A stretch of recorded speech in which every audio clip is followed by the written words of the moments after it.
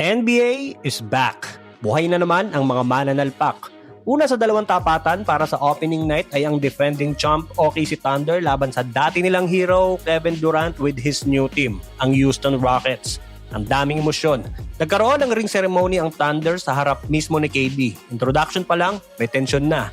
Nang tawagin ang pangalan ni Steven Adams, nag-cheer ang crowd para sa kanya. Pero nung introduction ni Kevin Durant, dumagundong ang boo galing sa mga galit na crowd. Ang tagal na umalis ni KD sa Thunder pero ang fans di pa rin nakaka-move on. Sa pagsisimula ng laban, mainit ang palitan ng puntos. Parehong koponan ay may gustong patunayan. Sa tuwing na mahahawakan ni KD ang bola, maririnig sa crowd ang malakas na boo. Parang unang pagbalik ni LeBron sa Cleveland. 2016 pa umalis si KD sa Thunder pero parang ngayon lang nakakuha ng lakas o angas ang Thunder fans matapos nilang magawang magkampiyon nang hindi kinakailangan ang tulong ni KD.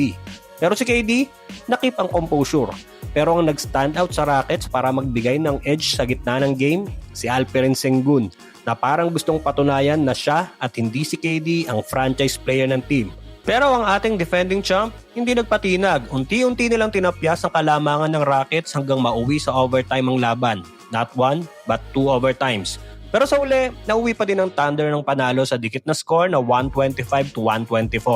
Nanguna sa Thunder ang reigning MVP na si SGA na may 35 points, 5 rebounds at 5 assists at Chet Holmgren na may 28 points at 7 rebounds. Habang sa Houston, nanguna si Alperen Sengun na may 39 points, 11 rebounds at 7 assists. Kevin Durant with 23 points at 9 rebounds. Amen Thompson na may 18 points at Jabari Smith Jr. na nag-ambag ng 16 points. What a game to start the season.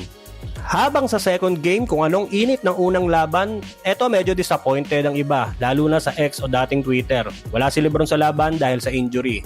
Sa pagsisimula ng laban, parehong agresibo ang bawat team. Buhat mode si Luka para sa Lakers habang team effort ang pinakita ng Warriors sa unang half. Pero still, dikit pa din ang first half sa score na 55-54. Pero pagpasok ng second half, gumawa ng run ang Warriors at yung kalamangan na yon ay nabit-bit na nila hanggang matapos ang laban. Sinubukan pa humabol ng Lakers sa mga huling minute ng fourth quarter pero hindi na patidag ang Warriors. Pinahabol na daw, gusto pa manalo. Hanggang sa tinapos nila ang laban sa score na 119-109. Nanguna sa Warriors ang hindi pa 100% healthy na si Jimmy Butler with 31 points na tumambay sa free throw line with 16 of 16. Baka mag-MVP ka niyan, kuya.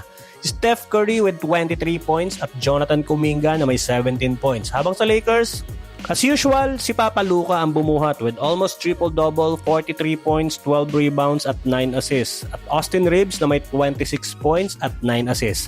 Sama ng shooting ng Lakers ngayon with 8 out of 32 sa 3 at ang masakit ay yung 17 of 28 sa free throw area.